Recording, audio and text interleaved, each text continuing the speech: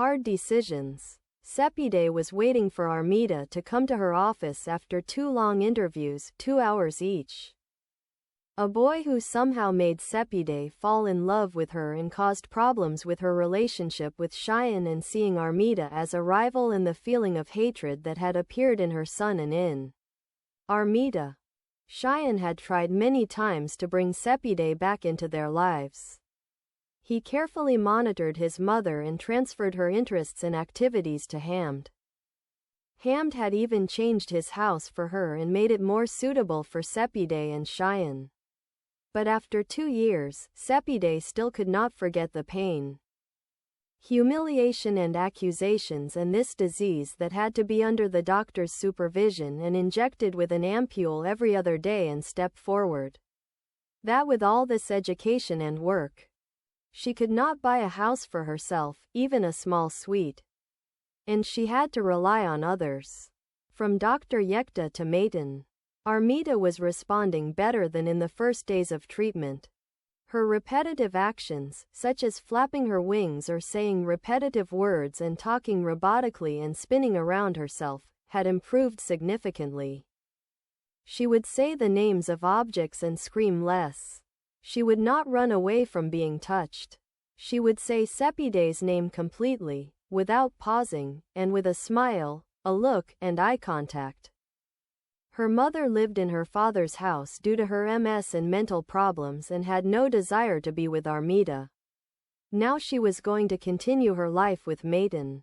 She didn't know how Hamd and even drive Yekta would react. She wanted an independent life. If she had been a boy, none of these problems would have come to her so intensely and in such a way. She called Saremi to prepare the advance payment in cash and then received the apartment key. Cheyenne went inside the building and to her mother's room. So she greeted Sohaila, her mother's secretary, and asked if she could see her or not. Sohaila said, "No one is available for consultation right now. But your mother is not in the room either. They went with Armita to see Dr. Tamori for speech therapy and to improve her movements." Cheyenne nodded and said, "Thank you. I can wait for her." Sohaila smiled and said, "Elite."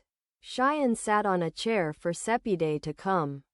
A while later, she saw him with Armita. He sat with a slight frown on his face. Although, like before, and because of his promise, he grumbled and behaved badly less. He didn't want anyone to take his place for his mother or his mother from him. Sepide smiled when she saw Cheyenne. She came forward and extended her hand and said, "Hello, Ghoul, son, how are you?" Cheyenne got up and took his hand and said, "My school is over and my father had work. I didn't want to be alone, so I came here." "You did a good job. You didn't have lunch, did you?" "No. Do you have time to have lunch with me? Don't you have any clients?" Sepide looked at Sohaila. "No, Mrs. Majd. The last person will be there at 3:30. So Armita will be with you until drive. Yekta comes to take care of her, and you too if you are not fasting. Go have lunch and come back. For now, thank you." Sepide turned to Cheyenne and said, "Let's go. That restaurant is open near here." Cheyenne said, "Mom, are you fasting too? You are bothered like this." "I didn't remember." Sepide smiled and said, "It's okay. Spending time with my son is important." Cheyenne looked at her happily and took Sepide's hand. Sepide looked at her hand. "I know you want to say I've grown up and am ugly, but I don't care.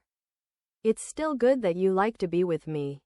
Even though you are not like this with Dad.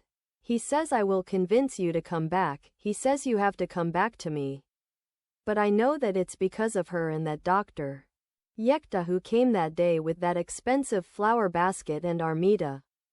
This guy is famous. Dad would be jealous." Sepide couldn't stop laughing. Cheyenne was smarter and sharper than one would expect from a 10-year-old boy. During this time, he had grown as tall as his father and had taken on a more masculine appearance. "So you understand too. Do you still want to take me back and report everything we did to your father?" Cheyenne remained silent and stole his gaze from Sepide but didn't let go of her hand. It's okay. You want the two of us to be together. But because of Satara, that separation and loneliness, and what Ham did to me. I can't. I love you so much, Cheyenne, I'm not lying. After all, you're my mother. I could have married Dr. Yekta and had a good, aristocratic life. But I didn't. Ham left a bad scar on my chest. Cheyenne said, I didn't want to upset you. But it's hard for me to see you like this. We don't go out and have fun together. You're not on my birthdays. The house is quiet. Fereshta is a good woman, at least on the surface, the one who was supposed to replace you. But my father is stubborn with her because of you. And seeing the restaurant and changing the subject, he continued, we've arrived.